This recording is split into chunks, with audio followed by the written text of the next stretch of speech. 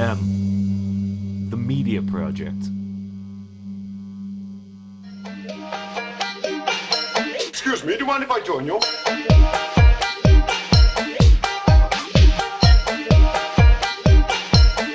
Are you sure you don't mind?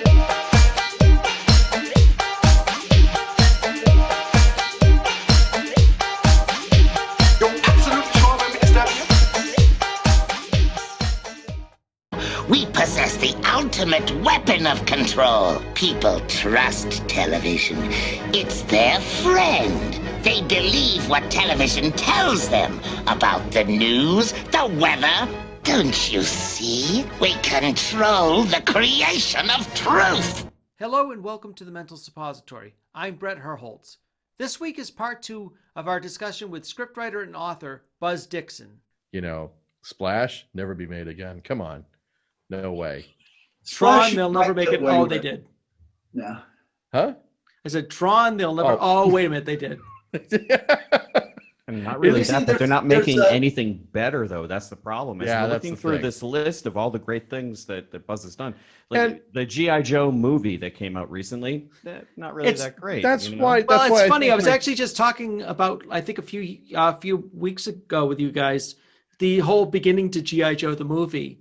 I ended up watching that with a friend like years ago, and he's like, wow, I think this might be longer than the movie itself, the whole intro.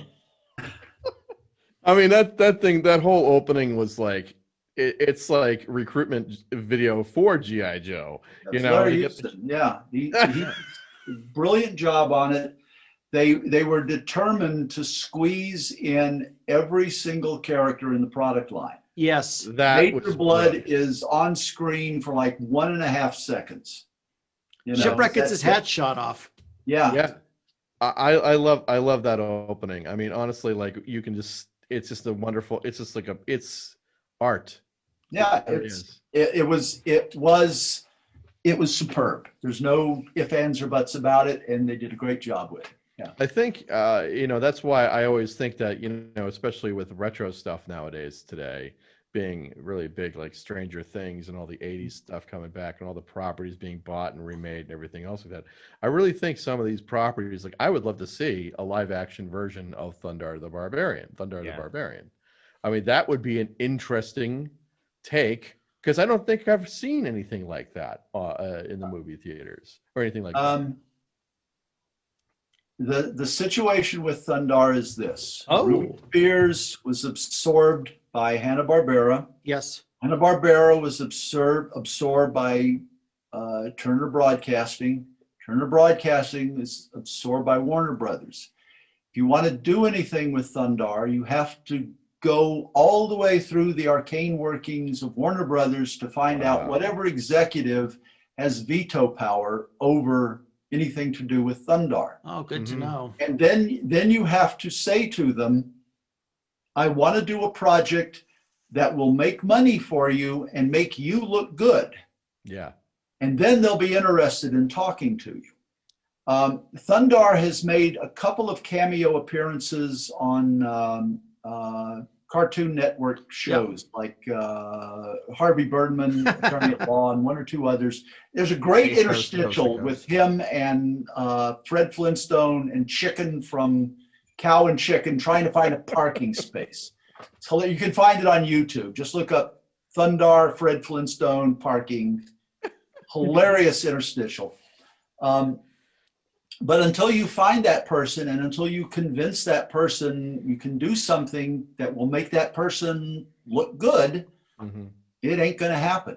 There's nobody at these studios who is sitting there going through their whole list of properties that they own and saying, which one of these can we revive and bring back? If it doesn't leap out at them as an obvious choice, they're not interested. Well, I think that's another really aspect of the 80s that everybody was just like, just come up with something creative and we'll see if it'll work.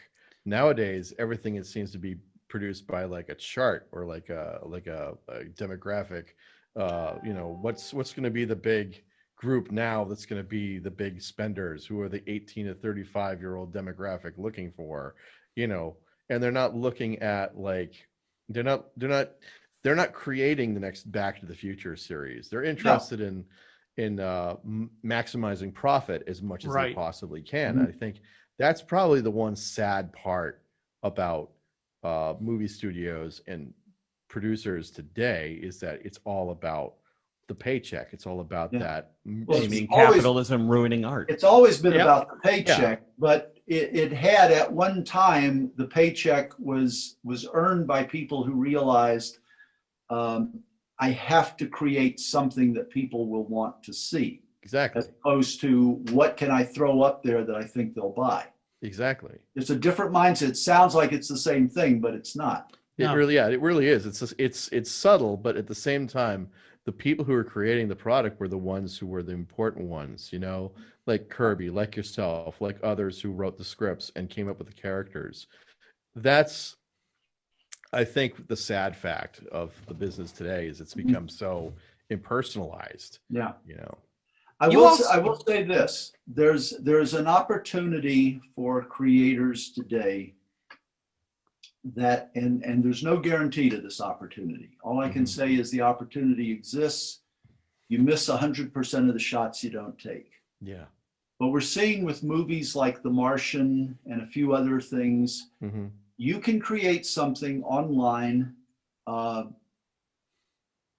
saying virtually cost-free. I mean, outside of securing a domain name and any other small technical fees that you run up, you can create something online, you know, doing it yourself. If you can be consistent with it and keep it going, you might get the attention of somebody who thinks, you know, we can do a TV show on this, a video game, a movie, and then if you're lucky, the lightning strikes. We're going to be seeing more of that in the future. Right now, you're right. Everybody is, and especially in the wake of the pandemic, everybody is going to be pushing these high dollar, very costly franchise movies, because they feel they're safe. People know what they are. They want them. What they don't understand is that the pandemic is going to mark a line of demarcation. Yeah. You look at what happened with the Spanish flu. Yes. There was a break in American culture between what American culture was up through World War I, and then almost immediately after, you have what we call now the Jazz Age. And the Jazz Age just exploded. I mean, if you think the 60s were wild, the 20s was, in terms of the actual break from the previous generation. Yes. 20s was even wilder. Okay. Yeah. And we're facing that. We're on the cusp. We don't know what it's going to be.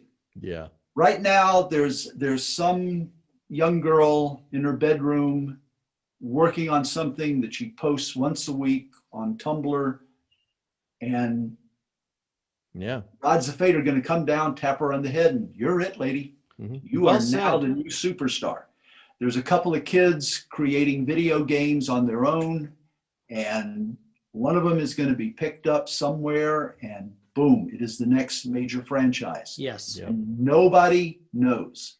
Nobody knows who they are, where to look for them, or anything like that. It is going to be pure random chance. So keep creating, kids. That's all I can say. I think that's probably one of the best message you can send to young kids. I mean, let's say, for example, you have somebody that's new to the business. What would you suggest they do to kind of get into the business? Get therapy. Here's the thing, and I'm not being facetious when I say this. I'm going to speak purely from a writer's point of view on this. Stephen King once said, if you write to make money, you're a monkey. If you write to be famous, you're a monkey. If you write because there's this burning desire to communicate with the world, you're a monkey. So the reason writers write is that not writing is death. And there will always be the dilettante who just happens to create something that arrives in the right place at the right time, and it rings the bell. And I do not begrudge those people. But the real creators are going to be creating nonstop, whether they're making money off of it or not. They might be working as a wait staff at a restaurant, and in their spare time, they're scribbling down notes. They're sketching out ideas. They may be Uber drivers, and while they're driving around, they're turning thoughts over in their head. And as soon as they get back, they type them up. We don't know who these people are. We don't know what it is they're going to create. Anybody, I will give this caveat. If you are looking at previous creations and thinking, what can I do to imitate those? Your chances of success drop dramatically. There's a guy named Al Rice who has a marketing firm, and he's brilliant insights on marketing. And he's made this observation that typically you have two big brands fighting it out for first place in a category. You drop down to a third place brand, and then you drop way down to the niche brands. And he says you have to decide where you want to be. In soft drinks, you got Coke and Pepsi, okay? Then you drop down to RC Cola, and then you get down to the house brands, you get down to the specialty brands, stuff like that. If you're willing to say, I'll be happy with the niche market, fine. Just recognize you're going to be a niche market. You are never going to challenge Coke or Pepsi. On the other hand, if you're 7-Up, you pitch yourself as the uncola. You don't like cola? We've got a drink for you. This is the drink for you if you don't like cola. And now you're getting everybody who doesn't like cola. And then if you're, Arizona tea, what do you say? Oh, you don't like fizzy drinks? We've got a drink here, nice and sweet, not fizzy. You'll love it. You get those people. If you're going to create something with the intent of something that it will be that you can market, you got to look at what's being done, and then you have to do something that is different from it. You have to break away from it. Give it its own identity. Exactly.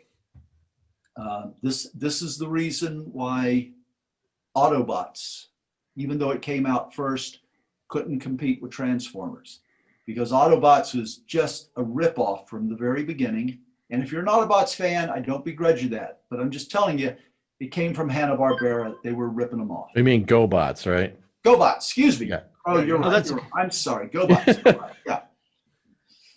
Because obviously watching the GoBots and seeing Transformers, it's apples and dog shit, honestly.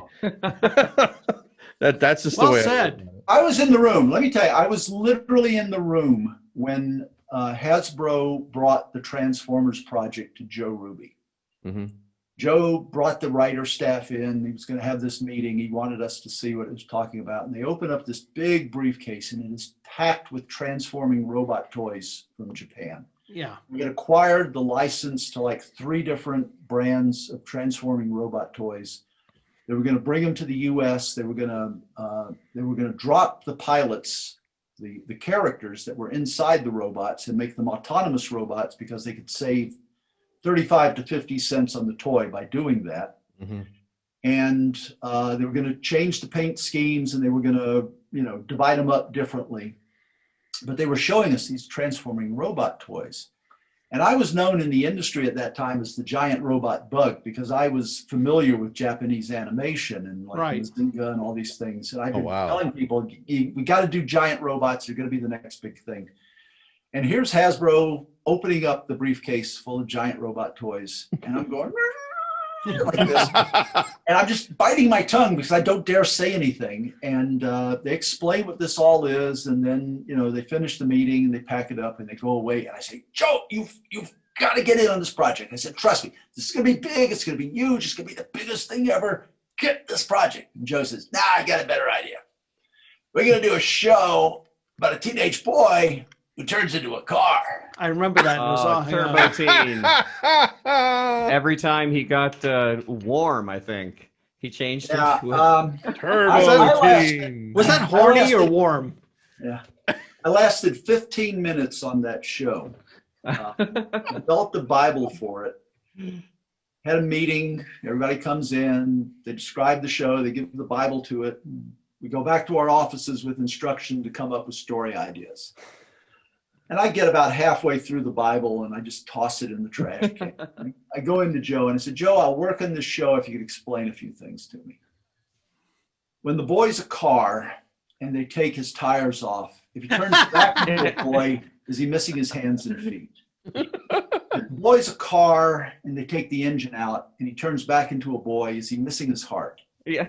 If the boy's a car and they put suitcases in his trunk, when he turns back and Joe said, I am putting you on another show. Well, it's funny because Robot Chicken actually did something like that where they stole Turbo Teen and they stripped him. Yeah. I remember being terrified as a kid when he would do his transformation and his mouth would just... Oh, yeah. Oh, that was terrifying as a child. Well, actually, going back to... I'll tell you a story because I mentioned John Dorman earlier, and I'll tell you this quintessential John Dorman story. They had moved John and his art crew out of the main Ruby Spears studio building and into Cheech and Chong's old offices. And I gotta tell you, never did they put people in a more appropriate place. I'm sure they probably found some things in there too. Probably they brought their own robots. Trust me. So John and I were good friends, and we'd have lunch about like once a week. And I'm supposed to meet John for lunch, and so I go over to see John, and I go into the office, and you got to imagine this is a large bullpen, very big open area. And they've all got their art desks in this bullpen area. And they're all just sitting there at their desks, glaring. Nobody's saying a word. And I come in, and I'm not kidding, for 90 seconds, nobody said anything. And I know it was 90 seconds because they had the radio on and 3 commercials played before anybody said anything. And I thought, they've had a fight. They're all arguing with each other. They're all pissed off at each other. And so I'm just standing there waiting for something to happen. And I won't use the name of the writer, but finally John says, God damn Joe Blow. And they all start pounding their desks. God damn him, God damn him. Joe Blow had written a script where Turbo Teen, as a car, climbs up on a high diving board as a car, gets on the board, bounces up and down, executes a jackknife as a car. Dives into the water, swims over to a rowboat in a pool, climbs in as a car, and they were expected to animate this. Good question. Yeah, I got a wild story for you, man. Check this out, man. This car. Now, this is exactly what I'm talking about taking a story and writing it as a screenplay. This kind of wild craziness. I remember, I mean, now I don't, when was Turbo Teen on? I think that early was to mid 80s, I feel like. Yeah, early 80s. It came and went during Transformers. I mean, I must have been 86 maybe? No, 83, 84, I would imagine. Yeah. And I remember that show, and I just remember watching it on Saturday morning cartoons and going, It felt like a fever dream. I mean, like I was into Knight Rider and the stuff. cocaine generation. What can I say? Yeah, I can It's all imagine right. a few of those crazy shows. For they came up with. They probably were fueled by that sort of thing. But my God, John, I got to tell you, I love John, and it was just wherever he was, it was like absolute craziness going on around him. He was like a magnet for it. so did that episode ever get animated? I have no idea, because I'll be honest with you, I have never seen a complete episode of Turbo Teen. Last year, somebody asked me a question about it, and we called up on YouTube, one of the episodes they have on YouTube, and we got about like 5 minutes into it and said, yeah, we don't need to watch more of this. There was a problem with when you had Steve Gerber as the story editor. Steve would keep the stories on track. Right. Once Steve left, Joe would start guiding the story development. The wheels would fall off Turbo And Teen. Joe's great strength was creative, inventive ideas.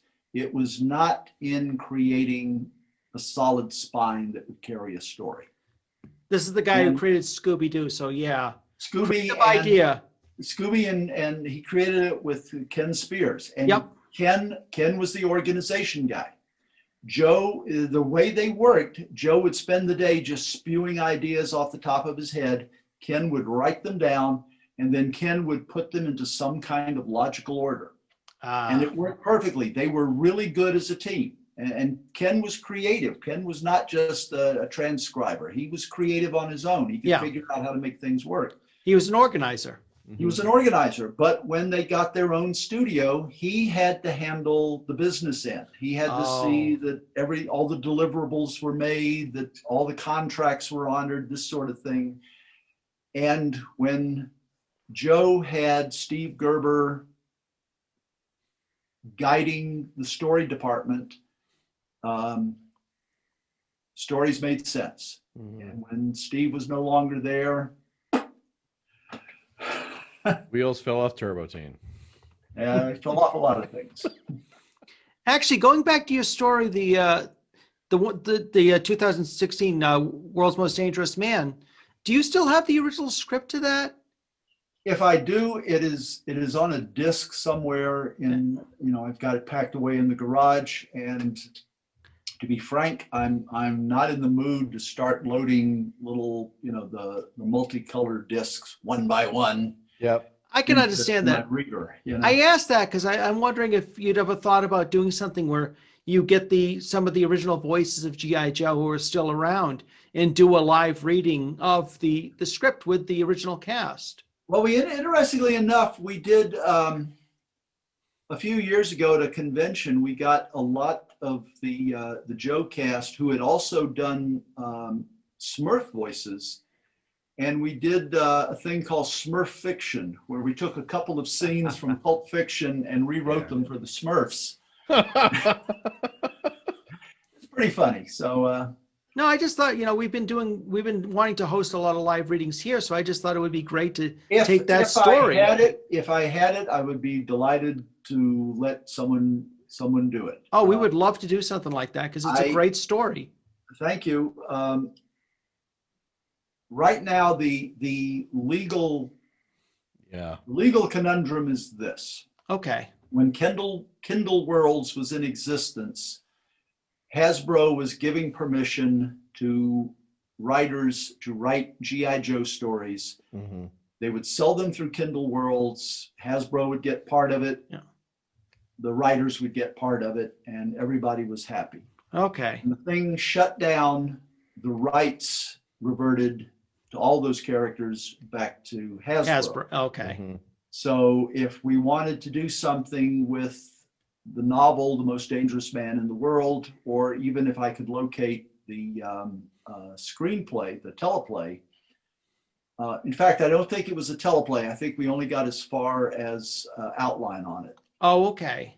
But even if we could locate it,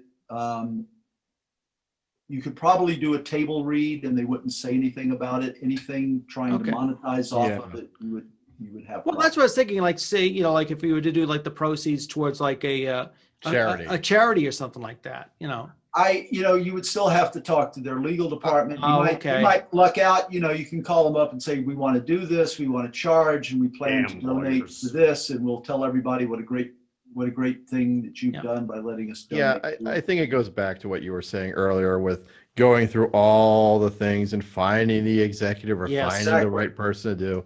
So that could be a real pain in the butt. Because the whole scene you wrote about the fight in the college, I just would love to hear the original voices doing that scene of them trying to find Professor Hicks and Lady J playing a college student, or characters that were just like, like I'm 20 something or 20 or 30 years old trying to be fitting into college. I thought that was a great scene. Thank you. And the Dreadnoks came in on that one too. Yeah. Which were always great characters. Yeah, they were fun to write. They were. Well, you could hear all those faux British accents through the, Australian accents. It's the Joes again. Yeah. Oh, Larry salted. Hama disliked Australians. He apparently had a bad experience wow. with Australians, and so he cast as many Australians as villains as he could. Hint, hint. They're the real enemy. I had that shrimp on the Barbie, my ass.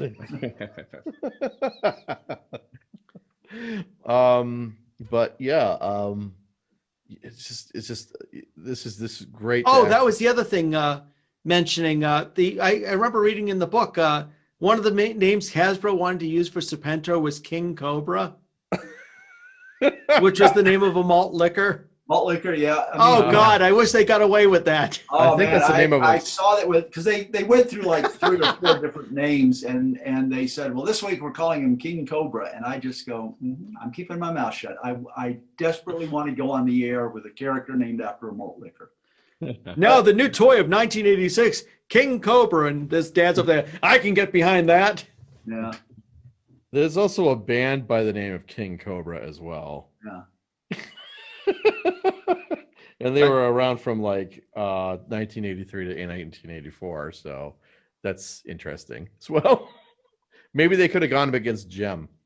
Yeah. But just going back to that, just like, Hasbro was a you wrote a great script for, a 3-parter, but Hasbro was a company that's selling toys, and I suppose Serpentor seemed like a exciting idea, whereas Professor Hicks' toys probably wouldn't have sold as well, but I thought it was a great character. We were handed Serpentor. I mean, they created Serpentor and told us to include him, and you're pretty much stuck with him at that point.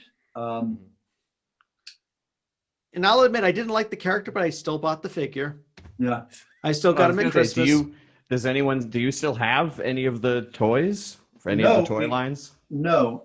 What happened was we would get periodically a big box of toys from Hasbro. We would get My Little Pony, Gem, and Transformers and Joe toys. I had 2 daughters, so I the put ponies the were claim gone. in on all the ponies. Not all the ponies. I put the claim in on some of the ponies because Roger obviously got a big hunk of them, and I put the claim in on Gem toys that if Christy didn't get any, and so that precluded me from any Joe or Transformer toys. I don't think I ever had a Joe or Transformer toy. I may have had one, and I kept it about a year, and then I gave it to some kid because I'm not a toy collector. I have 1 or 2 small items. I got here. Oh, there's one. Oh, he's got something. If he comes out here and he's got the G.I. Joe aircraft carrier, I'll be amazed. Okay. Oh, Gene Okerlund. That Mean Gene? Mean Gene. Okerlund. Yeah. I saw this. I saw this figure, and I just went, yeah, perfect. That's one of the old school, the old 1980s line. Yeah. 1980s, yeah. I mean, I just remember look at the those. expression, hands, perfect. Who Who could ask for anything more? Now, obviously, you're obviously. I'm going to assume you're a grandfather now. Am I correct? 4 grandchildren. Thank you. Have you? Congratulations. Have you been able to show any of your grandchildren all the old cartoons that you've worked with? I have shown 3 of them the cartoons. I have one grandson who he's autistic, so he has specific tastes in what he likes to watch on TV. Yeah. I can say that thanks to him, I now know Thomas the Tank Engine has more vehicular violence than a Mad Max movie. They are constantly crashing into things in that show. And Thomas fell into a ditch again. Well, there's a reason why Ludacris can do the rap. Yeah. While the theory is going on. Yeah. But anyway, most of them has seen the stuff. Yeah.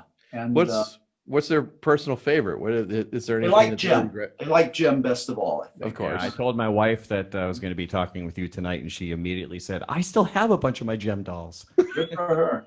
We had the vehicle, the car. We had the Gem dolls. The thing is, and this goes to trademark. Mattel trademark the dimensions of Barbie. Right. And you cannot duplicate those dimensions. You can't even come close. Wow. So when they created Jem, they had to create a doll that had a larger than normal head and the feet. The feet were actually realistic for the body size, but were much too large for a doll. Barbie could wear Jem clothes. They would be loose on Barbie, but she could wear Jem clothes. Jem couldn't wear Barbie clothes. Oh. And so girls who might be interested in Jem, if they already had Barbies, they couldn't put the Barbie clothes on Jem, so they didn't have an incentive to buy more Jem dolls because, you know, why buy more Jem dolls when you can buy Jem more had a Barbie more dolls? realistic body image anyway. It was more healthier for girls. So there you go.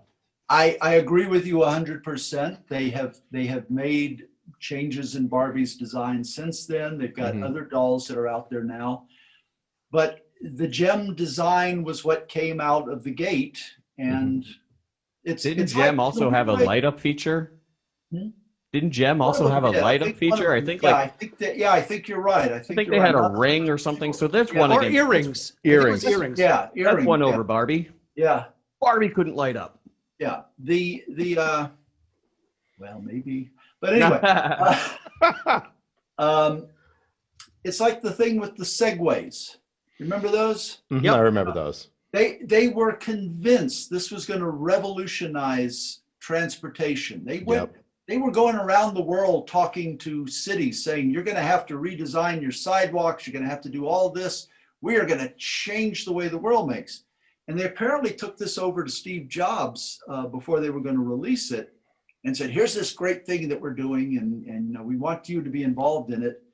And he said, well, this is just the prototype, right? And he said, no, this is what we're manufacturing. And he goes, oh, no, this is dumb and stupid. And he's right. This looks bad. He says, don't do this. He said, give my guys 6 months and we will design something really slick for you, but don't release this.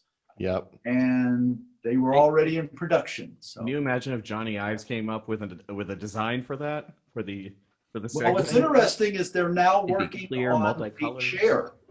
They're working on they're using the same technology, but it's a chair. So instead of sitting up like this, you're sitting in a chair with 2 wheels and it just drives you around. Oh, my old age is gonna be fun.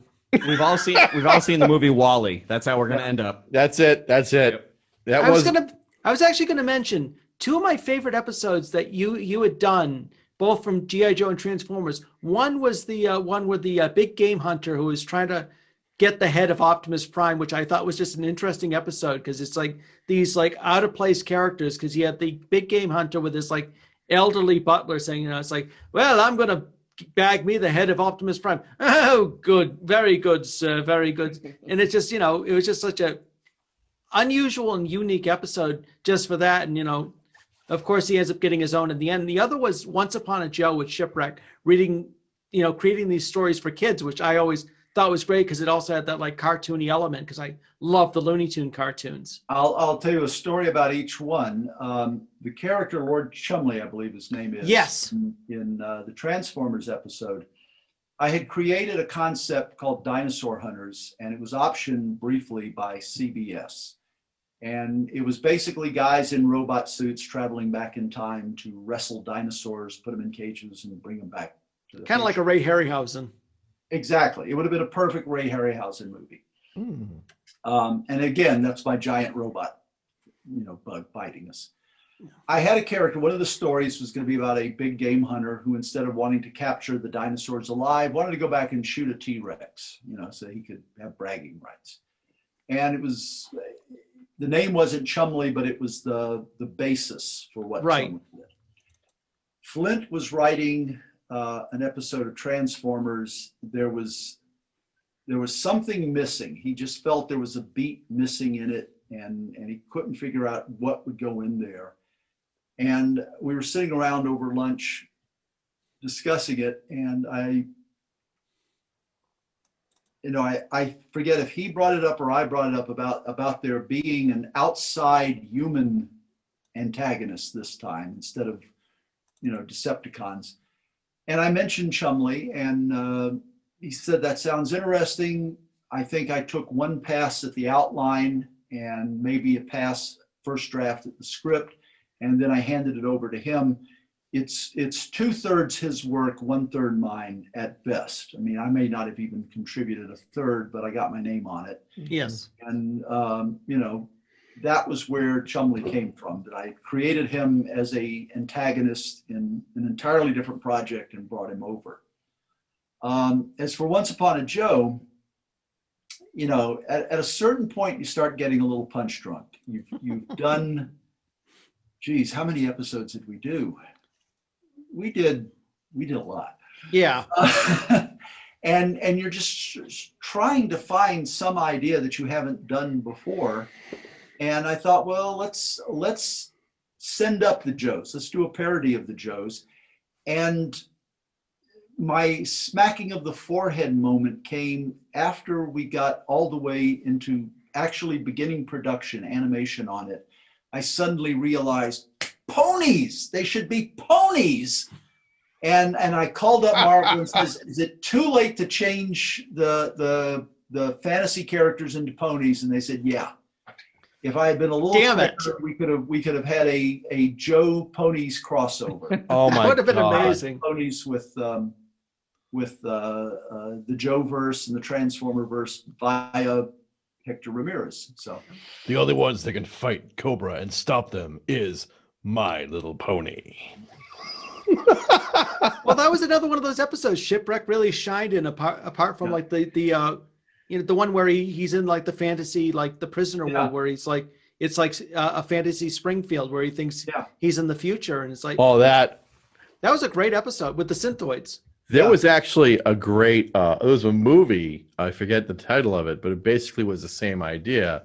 It was a soldier who was in a prison camp, but he was in a hospital, and all the doctors were... Oh, yeah, 25th Hour. That's the one. It's based on a story by, I think, Roald Dahl, and the name of the story is, it's French for Beware the Dog. Yep, that's it. And the story is, the guy in the short story, he wakes up in a hospital, and these very English sounding people are saying to him, oh, good, you've finally woken up. You've been in a coma for the last 3 years. The war's over, we won. You were found in a German POW camp hospital. You've been in a coma ever since. We're so happy. But to help you fully recover, we've got to see if your memory is intact. Yep. And they were going to pump him for information. Exactly. These were Germans pretending to be. And he hears something outside that doesn't sound right. He drags himself out of the bed, looks out the window, and he sees a sign in French, Beware the Dog. And he realizes, I am not in England, I am in France. The Germans have me, it's a trick. And when they come in to ask a question, he just gives name, rank, and serial number. Mm-hmm. It's a great story, and they took that and they expanded it into the 25th Hour, which was James Garner. Yep. Oh, James Garner. This is my curse. I remember these plots. No, I understand. I may not remember titles, but I remember incidents, plots, twists, things like this. And you'll be talking to me and you go, oh, yeah, Amazing Stories, 1943. Yeah. Guy did this thing, that thing. And that's us. We're the same type of people. Yep, we understand. Oh, so much to go through. Well, I was going to say it's getting a little bit late on my end, and I think I hear a child screaming. We all have children that scream. Just strap them. No, I just have cats and rabbits that scream. It may be a wife. Right back. I guess, I think, looking back, you have an amazing career of things that you've done. What are the things that a lot of people come up to ask you? I mean, I'm sure you go to conventions and various other things like that, and you talk to people about the stuff that you've worked on. What are the things that, obviously G.I. Joe is a big draw, but what are some of the other things that you get asked that you like to talk about a little bit more often? Because obviously you say a lot of these stories over and over again. What are some of the things that you'd like to kind of like have from your career kind of pulled out a little bit more? That's a good question. I've mentioned that a lot of times when I'm done with a series, I just put it down and I walk away from it. Apparently, I edited an entire series of Teen Wolf, and I remember that series. I have no memory of the experience. Literally, no memory of the experience. Wow. And it probably came at a time where I was up to my eyeballs in work, and I just don't remember it. But you know, I for a long time I thought, well, they got my name down mistakenly, and then I looked, and well, it's actually there in every episode, so I guess I did work on it. How about something that maybe you missed out on? Something you maybe had passed by you, something you kind of like wish you could have gotten back in the back in time machine and said yes to? There was a Canadian animated series that did not go to series. They got a 5-part miniseries up and running on it. They didn't get picked up. It was going to be a science fiction series. It had a wonderfully complex, not complicated, but complex set of relationships between the protagonists and antagonists. It was not a clear good guy, bad guy situation. And I wrote one script for them, and then then they lost their funding, and they never got it picked up. And I thought that script was one of the best things I ever wrote, but you know, it was for somebody else's property, and it never went anywhere. And if you ask me about it right now, again, the honest truth is, put it down, walk away. Now on to the next project. On to the next project. I mean, you can't keep reliving it'd be like a baseball player in my mind. Yeah. You know, you hit some home runs, you had some strikeouts. If you're obsessed about what you did, you're not going to be able to hit the next one. Yeah. Like You know, like so the guy whatever in you did, and you move on. like the guy in high school who keeps on reliving his football career in high school. Yeah. That last football game he was in, the last touchdown he made. Yeah. Touchdown, Polk High. Yeah. Well, we would have won that game too. And I don't begrudge people, you know, their fond memories. I mean, a lot of people have good memories of high school or college or something like that. And by all means, enjoy your memories. But life is getting to the next adventure. I don't want to be defined as the guy who did G.I. Joe and Transformers back in the 80s. I've got projects that I'm working on now. Exactly. I have done since G.I. Joe. I did a line of graphic novels for the Christian comics market. Oh, wow. I was Stan Lee's vice president of creative affairs during Stan Lee Media. I've worked on various video games. I've worked on other projects. I've been writing a lot of short stories over the last few years. In fact, I've got a short story called Not a Cruel Man that will be appearing in a book called Moonlight and Misbegotten or something like that. The editor's going to hate me now. When should it be out? Or it'll be out, I think, in May. I'm not 100% cool. sure, but it should be out in May. And where can people get it when it's out? It'll be online. Okay.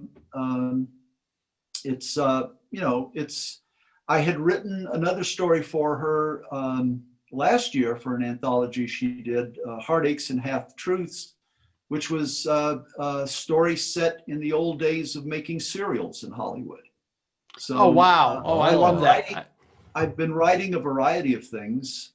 I have a major project that I just finished the first draft on about a month ago. I'm letting it sit now until, just if it's too fresh, you don't see the mistakes, if you know what I mean. Anything you can really talk about, or anything you kind of want to keep hush-hush about it, or? I don't like jinxing things that I haven't sold yet. Okay, I understand. Good point. I understand. I will say this, anybody who would like to read the crap that I write, it's not crap. Every Tuesday on my blog, which is www.buzzdixon, BUZZDIXON, all one word, .com. Every Tuesday, there's a brand new short story. I call them fictoids. They're about anywhere from 250 to 400 words long. And I've got them scheduled all the way through to May or June of 2022. That's Wow. great. Oh, wow. There's a lot of them out there, and if you go on my blog, you can go back and you can see all the ones that have already been published. Mm-hmm. Also, if people follow you on Facebook and Instagram, you also have a lot of really funny memes that you love to post weekly, which always crack me up. Well, I like doing those. They're fun to do. I mean, I visit a lot of sites that specialize in what they call mid-century illustration, which is basically from 1920 to 1975, the so-called golden age of magazine illustration. Right. Yeah. And I'll see an illustration and a funny caption pops to head, so I save it and slap a caption on it. And honestly, in the last 4 years, we've kind of needed it. Yeah. Especially now. Mm-hmm. We could certainly use that. Yeah. I mean, I just want to say, obviously, thank you for all the things. Thank you. Thank you to all the people who've made this possible for me. Yes. When I was a teenager, late 60s, early 70s, well, late 60s, the EC bullpen was legendary. The guys, yes, Tales from the Crypt, Weird Science Fantasy, all this stuff. Oh yeah. And Famous I remember reading about them and thinking, boy, I hope someday that I'm involved in a really cool project and work with a really cool bunch of guys, and it's remembered years later, fondly remembered years later. I got my wish. You did. And wow. Well, I mean, doing what you love obviously is the most important thing about any career, and I just personally think that you've been, and the people that you worked with were instrumental in really kind of just being part of our childhood and kind of molding us in the way it was a that unique we are. time. It was a very unique time.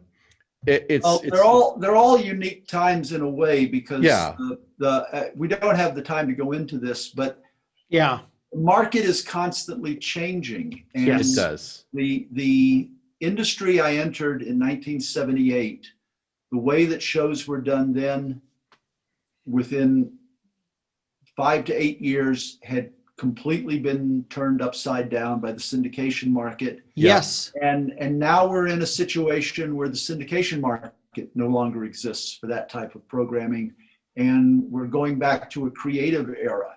Yep. And but the problem is now you have got to find a streaming service that is willing to sink millions of dollars into a project. Well, like I worked in the media for 25 years, since 1999, graduated with 2 degrees and everything. And from when I started in television film production and all the stuff that existed back then, everything that I did back then is just completely obsolete now. And again, it goes right back to what you were saying about streaming services. It really kind of makes you wonder what the next step is going to be. But it's good that this product that you've been working on still exists and is not only existing on these streaming services, but is being regularly watched and being enjoyed and being viewed and binged and all these other things. I mean, that's got to be a great feeling to be able to look back on and say, I did something that wasn't just some show, but was something that impacted a whole generation. It still is entertaining people. Changed culture. Yeah, it did. I feel very much blessed by that, because the number of people who want to have careers as writers versus the number who actually manage to have any kind of a career as a writer.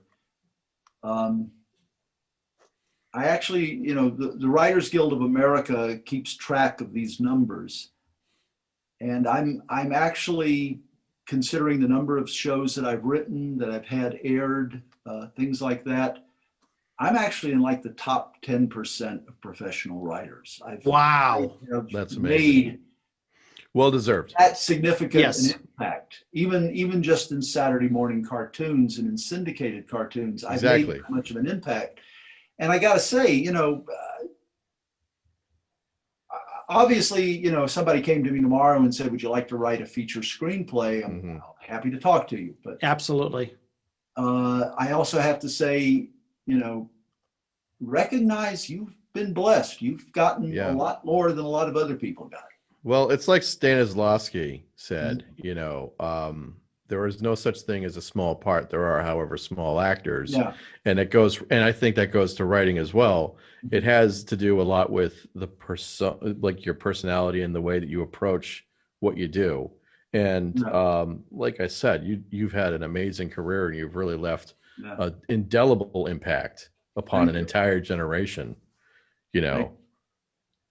Along those lines, and I'm not saying this to denigrate the three actors who were in the original Gilligan's Island pilot, but if you track down the original pilot, and they saved about half of the pilot and used it in what got on the air, but they had to replace the scenes with what was originally a high school teacher and two secretaries. That's right. And it was like watching a hole on the screen, because these three performers just could not connect with the material. And they didn't go on to become world famous after that, but they just did not connect. You were watching a hole in the screen when you were watching them. Yep. And they wisely cut them out, and they replaced them with Russell Johnson, who was surprisingly funny. Even playing straight, he was surprisingly funny. Yeah. And then Dawn Wells and Tina Louise. And Tina Louise, she got rooked into this because she was assured by her agent, it's going to bomb. It'll be 1 year, don't worry about it. Oh, wow.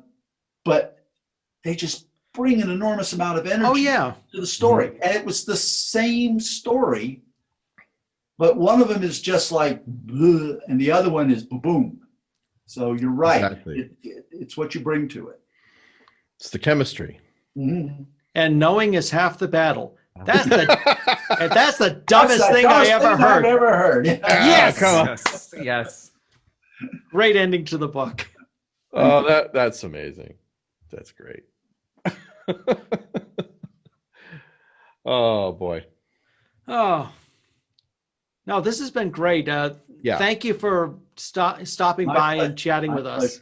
Thank you very much, Buzz. Yeah. It's been an honor to be able to meet somebody who's had such an important impact upon some of the biggest cartoons we watched as kids on Saturday and after school. So, and not just recognizable because you had such a great name, but also because you wrote some great stuff. Yes, you did.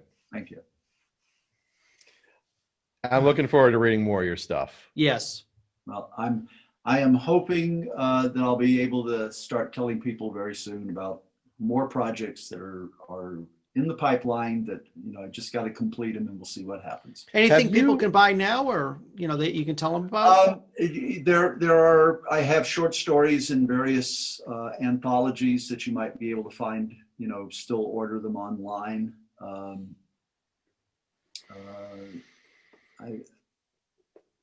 Because definitely want to, throw some, the thing is, the good word your way. The anthologies come out on an irregular basis. I might get one a year. I might get two. I get magazine publications on occasion, but not on a consistent where like every month you can expect me to see me in a magazine. I do have a number of short stories on online sites. So if you do a search for my name at, Daily Science Fiction would be one place. I think it's JJ Outre Review is another. But just search for my name, Short Stories By, and you'll probably find several of my short stories online that you can look at. Oh, that's okay. Do you do any workshops with any young writers or anybody that might?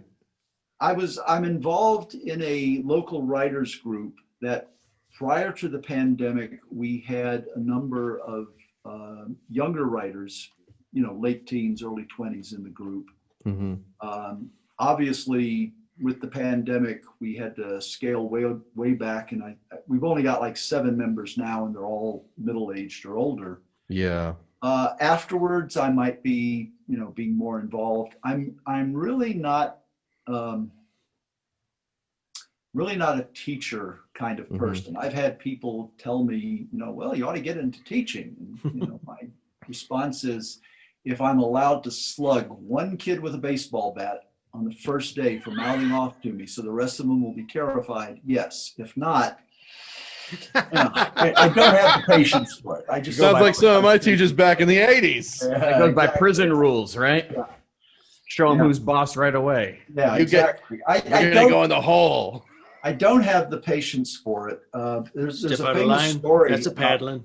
There's a famous story about Harlan Ellison when Harlan had created this show called The Star Lost, and I remember that. Yes, they had lied to him 7 ways from sundown about what was involved, and instead of being able to hire established WGA writers as he had been told he could do, they said, well, you're going to have to hire these Canadian writers who've never written for television before. Oh, that's his recipe for success. He said, writers who've never written for television before? I says, well, they've written for other things. They've written short stories and stuff. It wouldn't be hard to train them. And Ellison said, yeah, not if I wanted to make it my life's career. I've seen episodes of it because it's available on stream. They have like a streaming channel, and it's very much the feel of it has that like Land of the Lost sort of production feel to it. Yeah. The production values sucked. Let's be honest. Yes. That's in Marty Krofft production value. Marty Krofft production values are consistent. Right. Okay. True. They are consistently. I've heard the term "shot on shitty-o." Yeah. Used. This show, there's a book that it's an anthology called Faster Than Light, and it was published in the 70s, maybe early 80s. And among the short stories in this book is the original script that Harlan wrote for The Star Lost. And you can read what it is he wrote, and you go, my God, this is brilliant. All you had to do was just film what he wrote. Isn't always the way, though?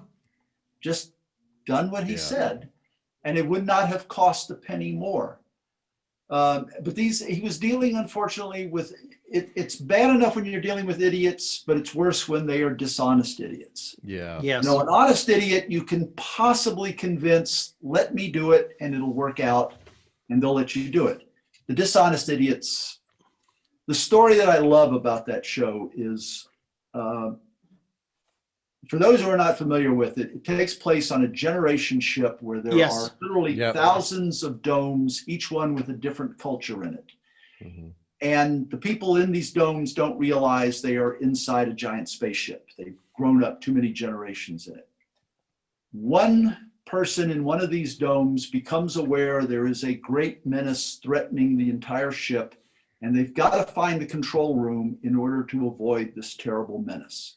And the show is about the search for the control room. It's kind of a religious allegory in a way. And so Ellison wrote this script, and this is written into it. The search for the control room. And Ellison gets a phone call from the producers saying, by the way, you're going to love the set we built for the control room. That's always a bad start. What? He said, what? He said, we've got the shortest TV series in the world if you've built a control room. That's the set we go to in the very last episode. And he said, no, we figured it out. They find the control room, but then they've got to find the backup control room. Oh, geez. And Harlan says, why do they have to find the backup control room? Why, to back the ship up, of course. Oh, my God. Wow, that just made me hurt. Insert Picard meme here. Oh my God. That's bad. You understand why Harlan had the reputation he did now? No, I can understand that. I would probably have the same. It's called reverse. Oh my God.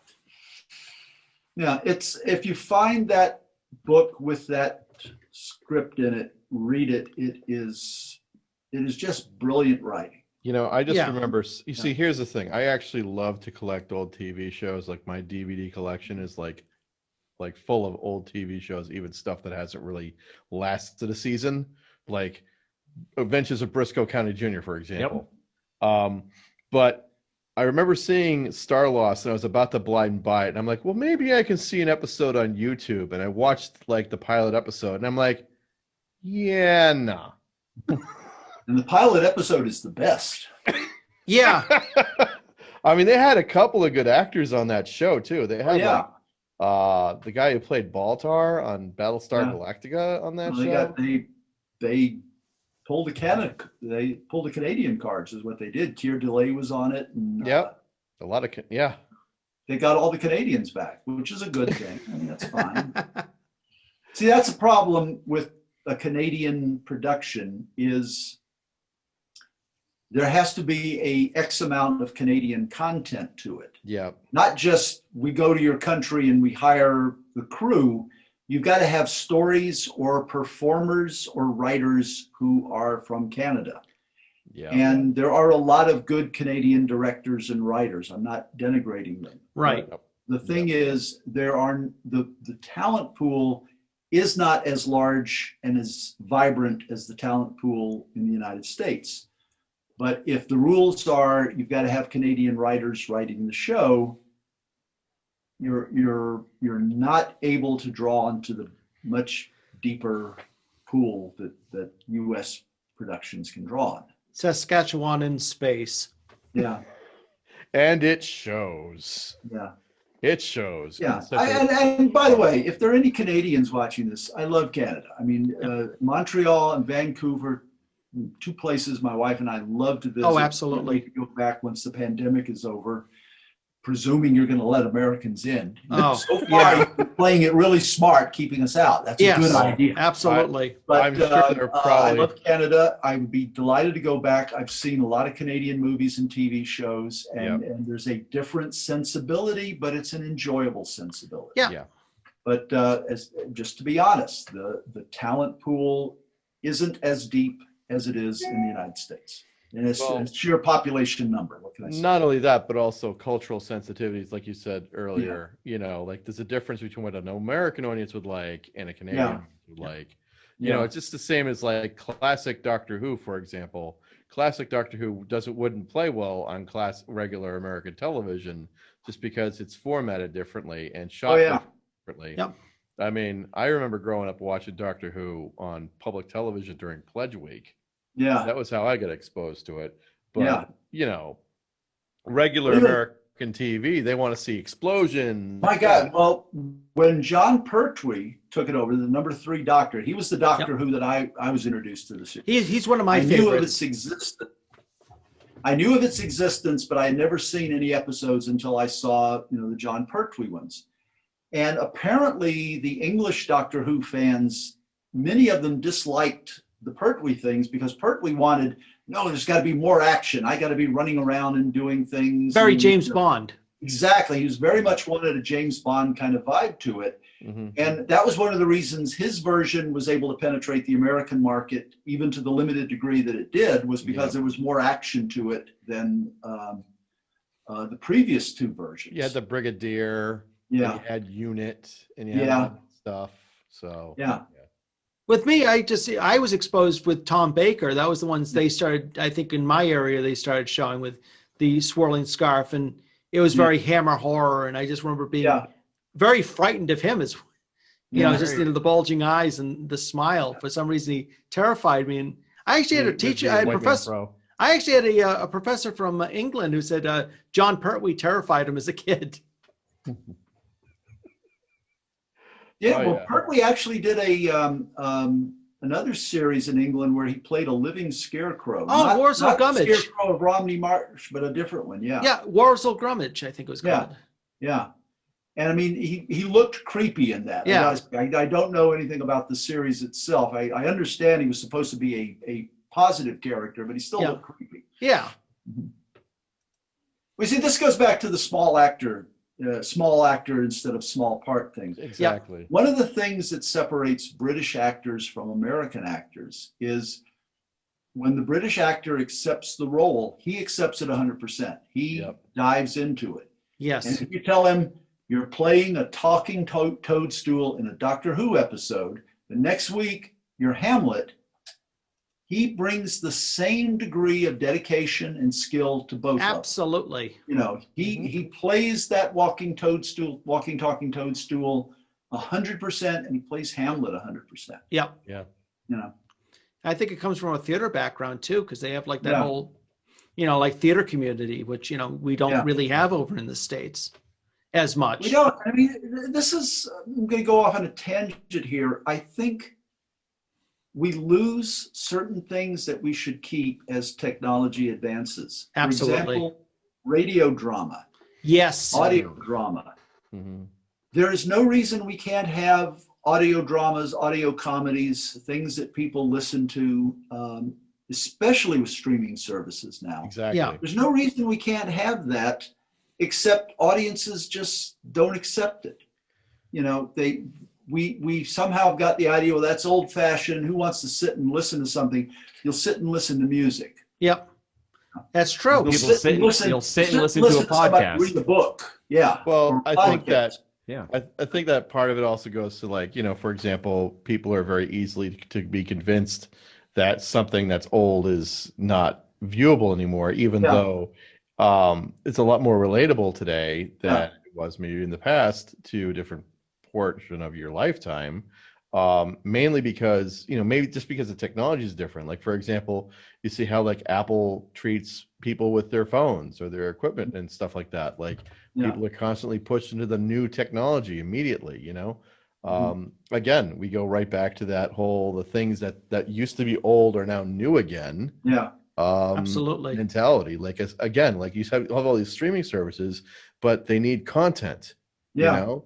And so that's why you're seeing a lot of the old content really compete with the new content. And the new content, I don't think, is really as good as the original. Like, I was watching King Kong versus Godzilla.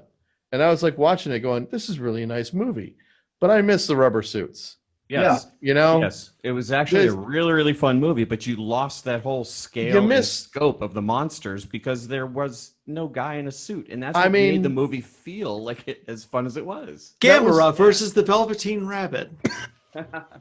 But yeah, so I mean, like, you know, it's just the appreciation of what came before and started to build on that and sort of thing. I think, you know, we're seeing a lot more people appreciative of that older style of filmmaking and really kind of like, you know, looking towards the older stuff and being in short, like, I'll tell you the truth. When I was growing up as a kid, being a geek was like the last thing you wanted to be. Now you go to conventions and you're like the rock star, you know, like. No, you're not. You're still in there. I mean, it is a change. I mean, you can now make references. If you were in a mainstream setting and you make a reference to Doctor Who or Harry Potter or something like that, yes, a significant number of people go, oh, I get that. I understand what you're talking about. You're a significant number still won't get it, but, you know. Yeah. There are people who can't identify Darth Vader to this very day. And you go, oh, yeah.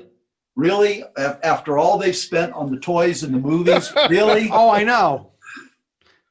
Big black suit, breathing problem. Yeah. Come on. Emphysema. Yeah. Don't smoke, kids.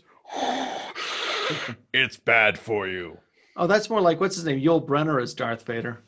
Yeah, hell of a cast. Yeah. That would have been interesting. Well, Orson Welles was originally supposed to be Darth Vader, so. Well, the voice, yeah. But imagine that. He went from Darth Vader to Unicron. Yeah. Have you heard the story about, now, here's a great story. David Prowse, who was the body of Vader. Yep. Also worked with Kubrick in A Clockwork Orange. Oh, that's right. You remember A Clockwork Orange? Yes. Andrew Duggan is beaten up, and later on, he's brought down a flight of stairs in a wheelchair, and he's brought down by this bodybuilder, David Prowse, who picks him up and carries him down with the whole wheelchair. Oh, wow. And so they're getting ready to do the scene, and Kubrick's explaining, I want you to pick the wheelchair up and bring him down the stairs. And Prowse is going, right. Kubrick says, you have a problem with that? And he says, no, but you're not known as One Take Stanley, are you? Kubrick goes, point taken, okay. And so he only held him to takes. Can you imagine having to do that 136 times? Yeah. When we were doing Transformers, if I got to write a Transformers episode, I would try to write jazz into it, because if you wrote an episode, you could get to go to the recording session and sit Scatman Crothers. Yeah. Scatman, and believe me, you wanted to spend the day hanging out with Scatman. It was tons of fun. Yeah. So I wrote the God Gambit, where jazz has a prom part in it. I'm at the thing, and Scatman was still complaining about Kubrick making him walk across the street 87 times until he got it right. Jazz was always another one of my favorite characters. I just, when he was on, I always, him or Starscream, so. Yeah. Yeah. Definitely. Yeah, Kubrick was kind of a character. Mm-hmm. You imagine Kubrick doing a Transformers movie? That'd be pretty interesting. Not anymore. I saw AI, which supposedly Kubrick was going to do and handed off to Spielberg. And all I can say is I have no idea what Kubrick would have done with it. I see what Spielberg did with it. Spielberg did not make a bad movie. No, he didn't. But there's no soul to it, if you know what I mean. Right. It's he was a lot of clever ideas, but there's nothing that really links up. I mean, he was trying so hard to emulate Kubrick in that movie. It was just like, you're not Kubrick, you're Steven Spielberg. Yeah. You make a certain type of movie. It's like if Boris Karloff decided to do a Western. He actually did. He did? And he played an Indian in it. Well, okay. What if Boris Karloff decided to do like a family movie? Okay, there you go. Well, he did. He did. You look at his career, you will see he did a lot of stuff. Okay. He did. Bad example. He did films that were not horror films. Yeah. Did he do a Shirley Temple film? He played an old guy or an uncle or something like that. There was a show called The Name of the Game that was a 90-minute drama that was on NBC in the late 60s. And he did one where he played a Czechoslovakian writer who was under house arrest, and they were trying to get him out of Czechoslovakia. I mean, it was just, he had a wide career. He played in drag on The Girl from U.N.C.L.E. Okay. He's like, he's in drag in The Girl from U.N.C.L.E. He's playing a female villain. I've got some things to Google. He did a lot of stuff.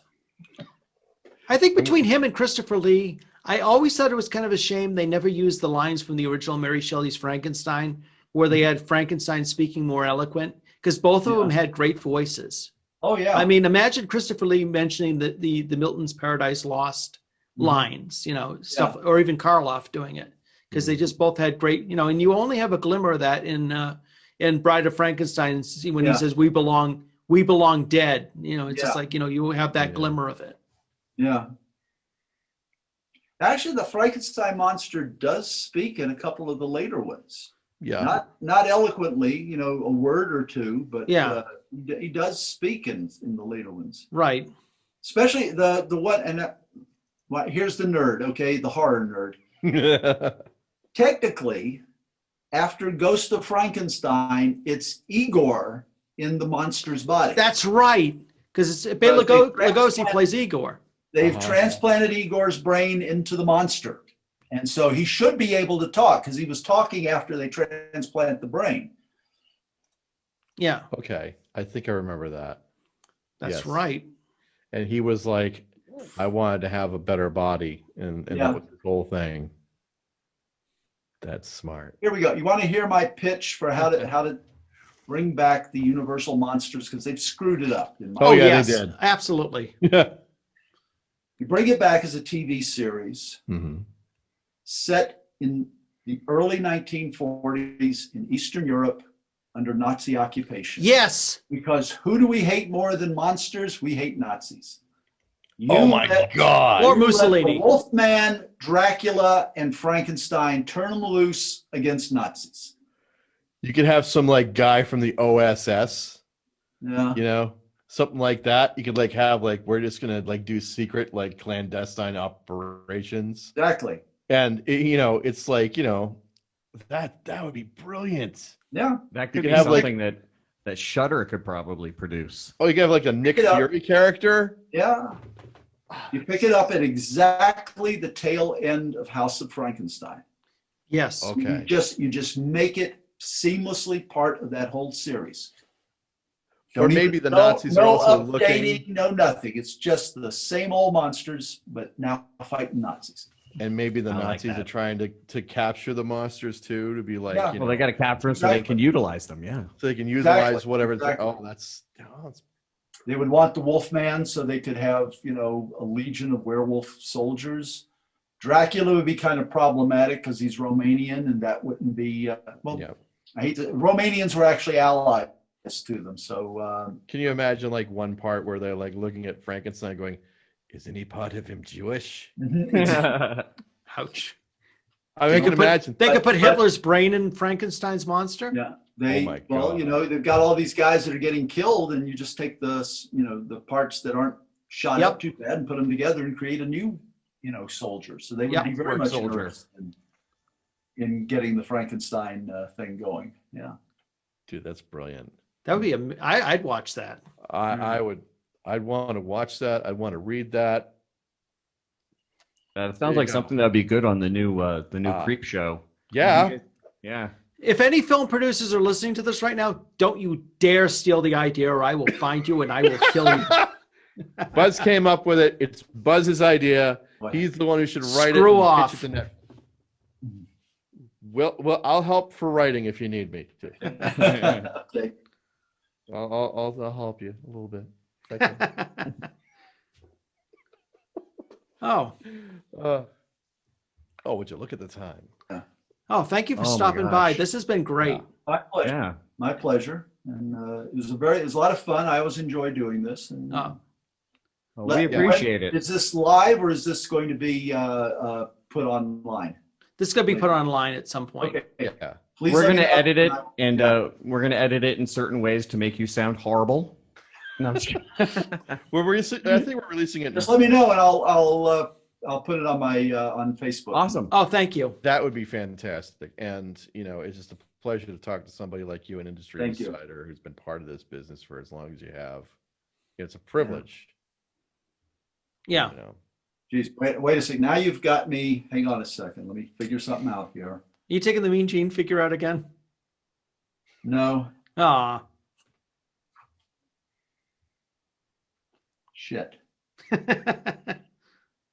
If you assume modern television as we know it started in 1948, when I started in TV, television, the modern form of television, had only been around for 30 years.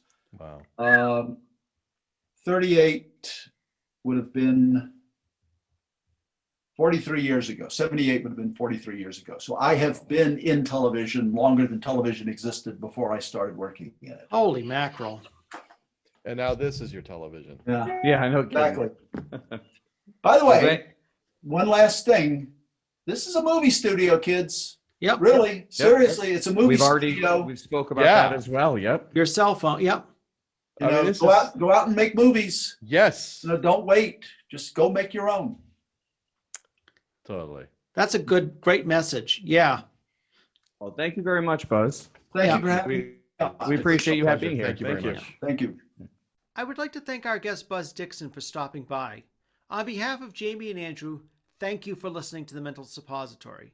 Until next week, this is Bret Herholtz saying, I knew I'd disturb you. The Mental Suppository has been produced by Bret Herholtz and Jamie Billings and distributed by M The Media Project. Theme music generously donated by Mr. B, the Gentleman Rhymer. Visit his webpage at gentlemanrhymer.com. We would love to hear from our fans. Email us at mentalsuppository@gmail.com.